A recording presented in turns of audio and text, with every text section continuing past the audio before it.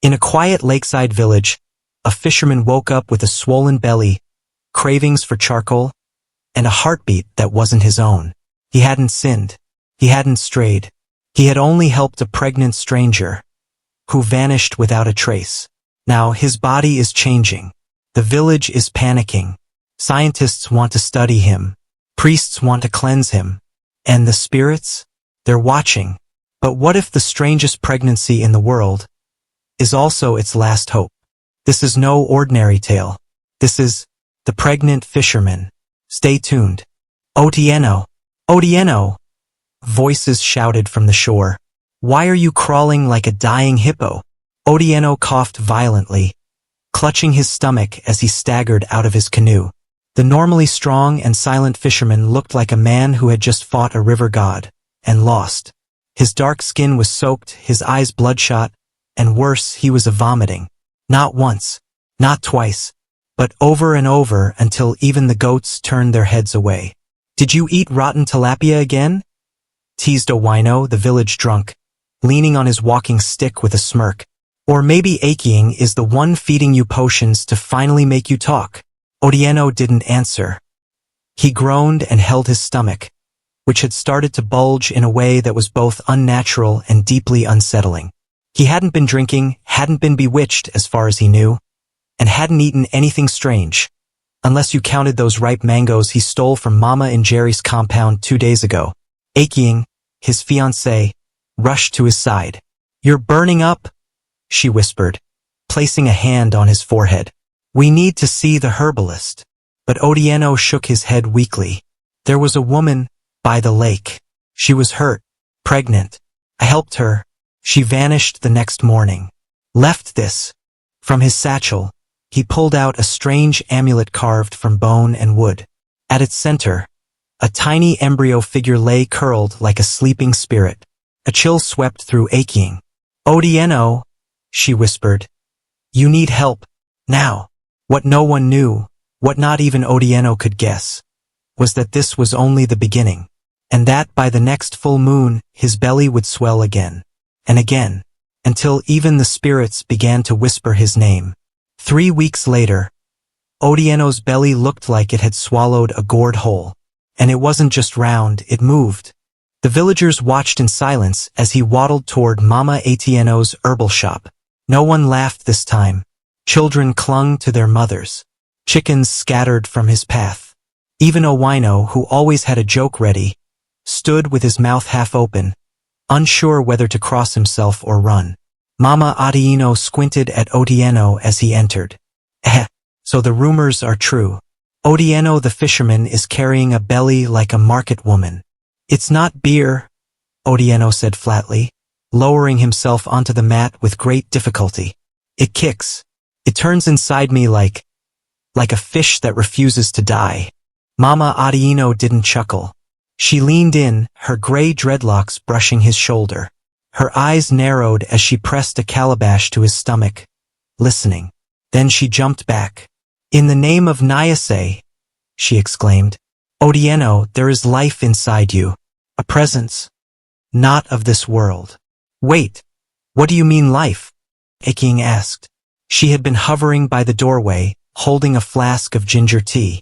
Are you saying my fiancée is pregnant? Not in the way of women, Mama Otieno said slowly. But yes, this is a spiritual pregnancy.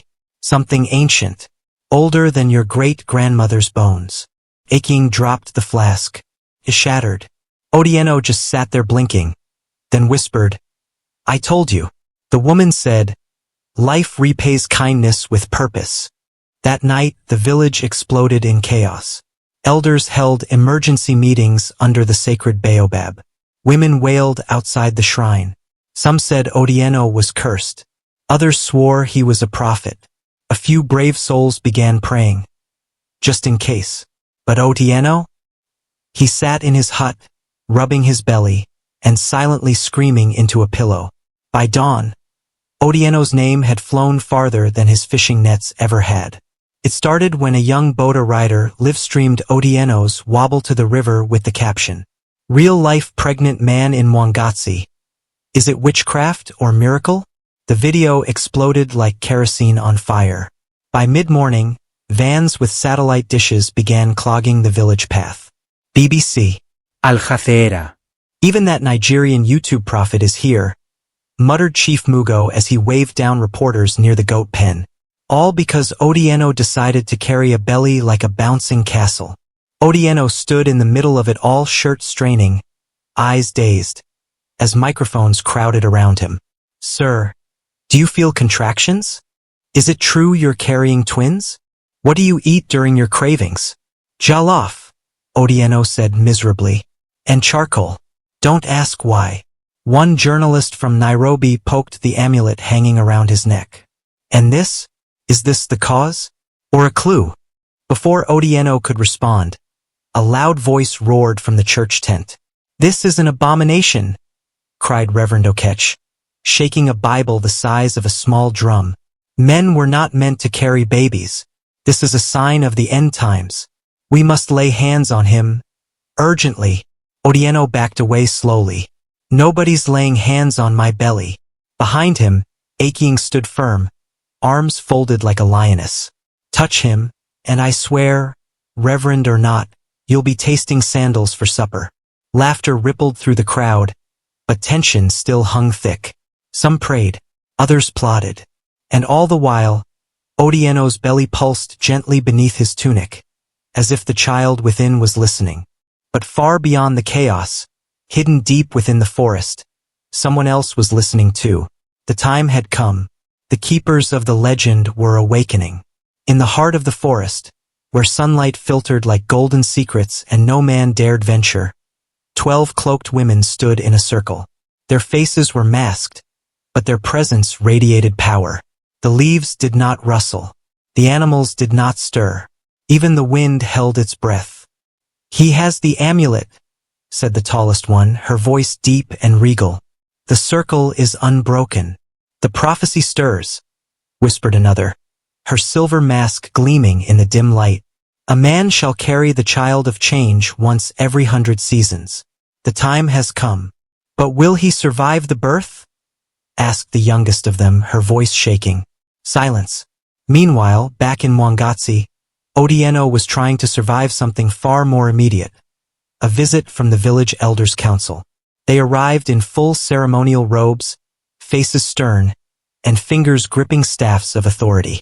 Otieno sat across from them, belly awkwardly resting on his thighs. Otieno, boomed Elder Ndage, we have come to determine if you are cursed or chosen. Can I be neither? Otieno mumbled.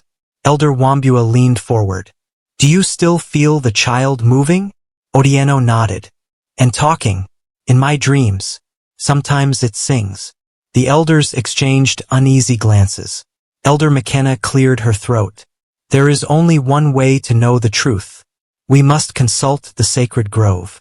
The same grove where my uncle saw a spirit goat with 3 heads? Otieno asked. Yes, she replied solemnly. That very one. That night, Otieno, escorted by torchlight and grumbling under his breath, was led into the sacred forest, right into the path of the keepers. Elian tried to follow but was stopped by a gust of wind so strong it knocked her backward. The forest had spoken, and inside its depths, Otieno was about to discover the real reason he had been chosen, and it had nothing to do with childbirth.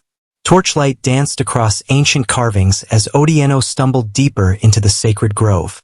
His heart pounded like a war drum, equal parts fear and anticipation.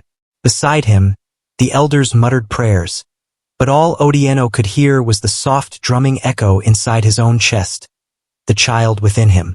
Suddenly, the keepers emerged from the shadows, their cloaks brushing mossy ground. The tallest keeper stepped forward, revealing piercing amber eyes.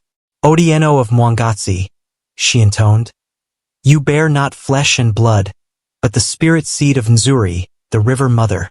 Otieno's stomach gave a sharp kick, so strong it nearly toppled him. Spirit seed? He croaked. I thought I was cursed. The keeper smiled, bittersweet. Cursed? No. Chosen? Yes. Once every century, a vessel is needed to carry Nzuri's promise. Healing for the sick, wisdom for the lost, and unity for our fractured world. She raised a hand, and the amulet on Otieno's neck glowed faintly. The bone carving shifted, its tiny embryo unfurling into the shape of a luminous water drop. Elian, finally pressed within arm's reach, gasped. This is why you saved that woman. The keeper bowed her head. She was Nzuri's envoy. You repaid her kindness, and now you carry her purpose.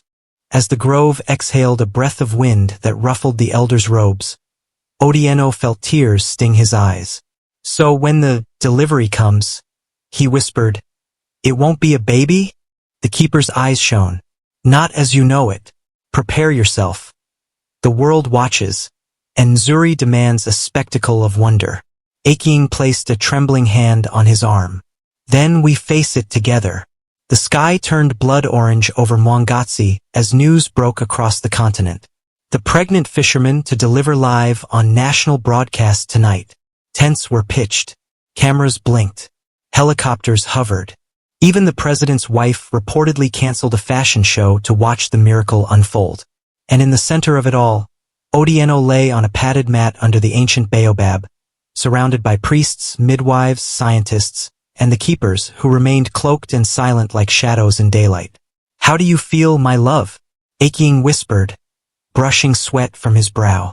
Like I swallowed a drum, Otieno groaned. A big, angry drum with feet. Push, one of the old midwives urged. Otieno blinked. Push what? I don't have the equipment. It's not about pushing, murmured the tall keeper. It's about opening. Your spirit must open, not your body. The lights dimmed suddenly. Cameras short-circuited. Even phones stopped working. Only the sacred amulet glowed, suspended in midair above Otieno's chest. And then it began. A powerful tremor pulsed through the ground. From Otieno's stomach, light burst forth. Not of flesh, but of spirit, dancing in golden tendrils. Gasps echoed through the crowd. In the center of the glow hovered a glowing figure, small like a child, but not quite human. Its eyes shimmered like galaxies, and its voice echoed across the gathering like a song remembered from a dream. I am Nzuri's hope, born not from womb but from will, from kindness repaid and purpose awakened. I bring visions. I bring healing. I bring truth. People wept. Journalists fell to their knees. Even the ever-mocking Otieno muttered, maybe I need to join church again. As the spirit child floated gently into the arms of the keepers, Otieno collapsed into Elian's arms, drained but smiling. I told them I wasn't cursed, he murmured. Just exceptionally pregnant.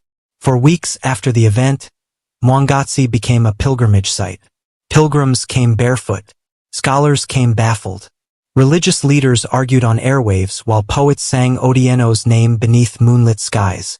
But Otieno? He was resting, at last, wrapped in his kaitenj, sipping millet porridge and watching goats headbutt each other outside his hut. Otieno looked like any man, until you noticed the quiet glimmer in his eyes. Something had changed, not just in him but in the world.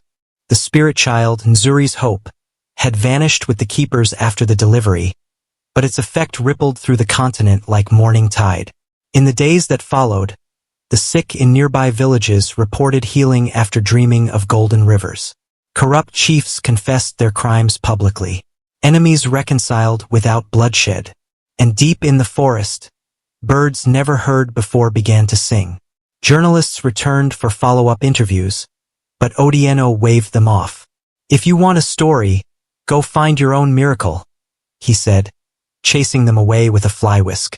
But not everyone could let go. One afternoon, a woman arrived from Nairobi, wearing glasses, a lab coat, and carrying a briefcase full of DNA kits. Otieno, she said breathlessly, we believe you unlocked a metaphysical phenomenon that defies quantum structure. If you'd allow us to scan your chakras. Otieno stood, stretched, and pointed to his canoe. If you can paddle, you can scan. Otherwise, leave me to fish. And that was that. As for Elian, she remained his rock. Sometimes laughing, sometimes teasing, always watching his belly in case it ever glowed again. Next time, she smirked. You're taking the baby at night. I need my sleep. Otieno chuckled. Next time, we charge entry fees. But deep down, he knew there wouldn't be a next time. He had carried the world's strangest pregnancy, not for glory, but for purpose. And somewhere in the wind, he could still hear the voice of the spirit child. Kindness repaid, purpose fulfilled, hope awakened. Dear viewers, what lessons did you take from this dramatic tale? We love to hear your thoughts in the comments below. If you enjoyed the story, give us a thumbs up, share it with friends, and hit that subscribe button and subscribe to African Tales by Elian. Don't forget to turn on notifications so you never miss our latest update. Thanks for watching, and until next time, stay safe and stay blessed.